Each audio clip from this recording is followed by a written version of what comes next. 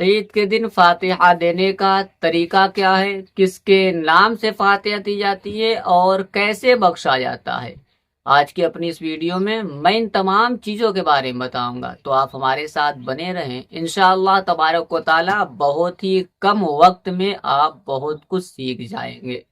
تو دیکھیے، عید کے دن جو فاتحہ دی جاتی ہے وہ مرحومین کے نام سے دی جاتی ہے۔ کتابوں میں آتا ہے کہ جس طریقے سے روحیں شب برات اور پھر شب جمعہ اور عاشورہ کے دن اپنے گھروں پر آتی ہے، ٹھیک اسی طریقے سے روحیں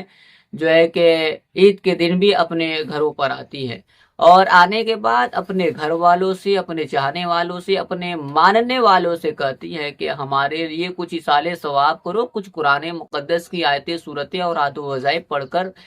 جو ہے کہ اصال ثواب کرو، اللہ کی بارگاہ میں دعا مانگو تاکہ ہمیں آرام ملے، چین ملے، سکون ملے۔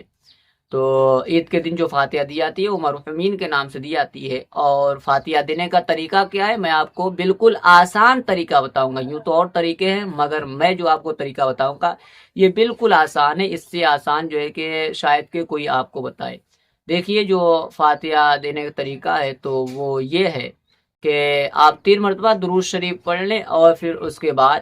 3 مرتبہ الحمد شریف کی سورہ پڑھ لیں، پھر 3 مرتبہ درود شریف پڑھ لیں۔ اتنا پڑھ لیے۔ اب آپ کو کیسے اصال ثواب کرنا ہے اس کا طریقہ میں آپ کو بتاتا ہوں، یعنی کیسے بخشنا ہے۔ جب آپ اتنا پڑھ لیں تو آپ اس طریقے سے دعا مانگیں، کہیں یا اللہ میں نے جو کچھ پڑھا ہے اگر اس میں جانے انجانے میں کوئی غلطی ہو گئی ہو تو اسے اپنے پیارے نبی محمد مصطفیٰ صلی اللہ علیہ وسلم کے صدقے معاف فرما، اور اس کا ثواب سب سے پہلے حضرت محمد مصطفیٰ صلی اللہ علیہ وسلم کی بارگاہ میں پیش کرتا ہوں، تو اسے قبول فرما، اور ان کے صدقے سے تمام نبی، تمام رسول کی بارگاہ میں پیش کرتا ہوں تو اسے قبول فرما، تمام صحابہ کی بارگاہ میں پیش کرتا ہوں تو اسے قبول فرما، تمام ولیوں کی بارگاہ میں پیش کرتا ہوں تو اسے قبول فرما، اور پھر ولیوں کے سردار سیدنا شیخ عبد القادر جیلانی یعنی غوث پاک کی بارگاہ میں پیش کرتا ہوں تو اسے قبول فرما، غریب نواز کی بارگاہ میں پیش کرتا ہوں تو اسے قبول فرما۔ اتنا کہہ لینے کے بعد اب آپ یہ کہیں کہ جتنے بھی مسلمان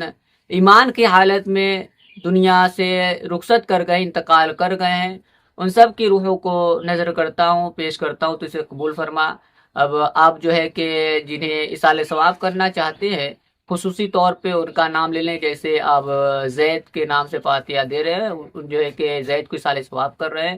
تو اب آپ جو ہے کہ زید کا نام لے کہ یا اللہ میں نے جو کچھ پڑھا ہے یہ سب کچھ جو ہے کہ زید کی روح کو نظر کرتا ہوں تو اسے قبول فرما۔ اب آپ جو ہے کہ زید کے لیے دعا مانگے کہ یا اللہ زید کو عذاب قبر سے بچا، عذاب نار سے بچا، اور جنت الفردوس میں اعلیٰ مقام عطا فرما، اور زید کے قبر پر انوار و تجلیات کی بارشیں عطا فرما۔ اور بھی آپ دعائیں مانگنا چاہتے ہیں تو آپ مانگ سکتے ہیں، اور آپ اپنے لیے بھی دعا مانگ سکتے ہیں اس طریقے سے کہ یا اللہ ہماری بھی تمام پریشانیوں کو دور فرما، تمام مصیبتوں کو دور فرما، کاروبار میں ترقی عطا فرما، رزق میں پناہ برکتیں عطا فرما، اور دو جہاں کی نعمتوں سے مالا مال فرما۔ آپ جتنی لمبی دعا مانگنا چاہیں مانگ سکتے ہیں۔ تو عید کے دن فاتحہ دینے کا طریقہ کیا ہے اور کس کے نام سے دی جاتی ہے اور کیسے بخشا جاتا ہے، امید کرتا ہوں ان تمام چیزوں کے بارے میں آپ سیکھ گئے ہوں گے۔